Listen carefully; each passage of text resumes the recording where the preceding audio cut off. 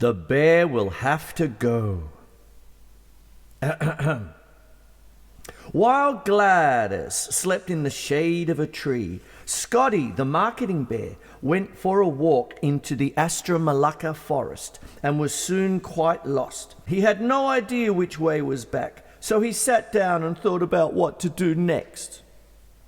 When Gladiss awoke, she looked around in surprise. Her teddy bear, Scotty the marketing bear, was missing.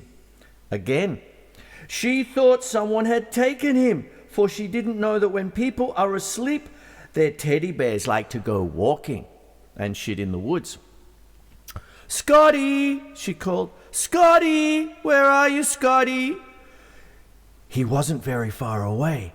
Gladiss soon found him sniffing at a clump of Malacca plants.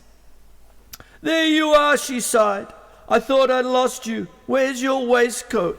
In fact, Gladiss really had lost Scotty, for the bear she was now taking home was not a teddy bear at all, but a real baby bear cub. As they ran back through the wood, the bear in Gladys's arms kept very still. He stared straight ahead without blinking and tried not to sneeze. Soon they were back in Gladys's bedroom. Gladiss flung the bear on her bed, then went to run a bath and get her negligee. "Time to escape," thought the bear. He slid off the bed, pulling the covers after him. He ran over to the window and tried to climb up the curtains. They tore down and tumbled to a heap on the floor. Just then, Gladys's mother came into the room. The bear froze. Then Gladiss appeared in her negligee. "Look at this mess," said Gladys's mother. "You've been playing with that bear again. Please tidy up." Gladiss had no idea how her room had got in such a mess, but she tidied up, took the bear into the bathroom and put him on the edge of the bath. "Don't fall in," she said, and went to fetch a towel. The bear jumped into the bath with a great splash. He waved his paws wildly, sending sprays of soapy water across the room. When he heard footsteps, he froze and floated on his back in the water as if nothing was wrong. It was Gladiss, followed by her mother. "Oh, Gladiss, what a mess!" "Scotty from marketing must have fallen in," cried Gladiss, rubbing his wet fur with a towel. "A teddy bear couldn't make all this mess on its own," said Gladys's mother. "Please clean it up." Gladiss looked carefully at Scotty the marketing bear. Something was different about him, but she just couldn't work out what it was. That night, while Gladiss slept, the bear tiptoed downstairs. He needed to get back to the woods where he belonged and shat in, but he was hungry. In the kitchen he found lots of food and he had a feast.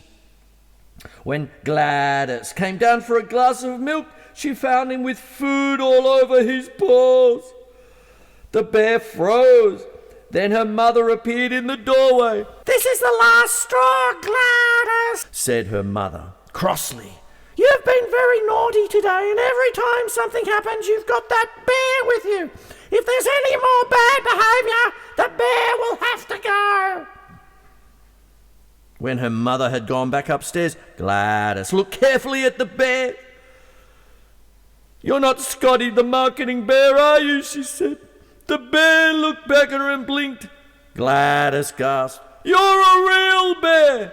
You're a real Prime Minister bear! You're not Scotty from marketing at all!" Now all the mess made sense. Gladiss could hardly believe she had made such a mistake.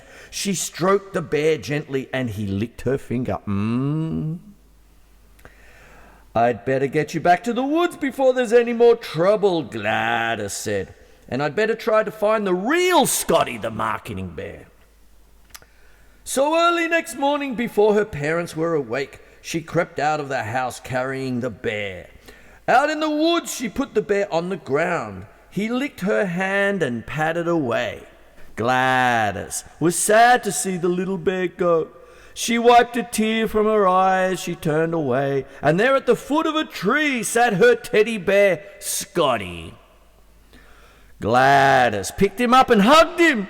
"Where have you been?" she asked. You'll never guess the trouble I've been. What have you been doing all night?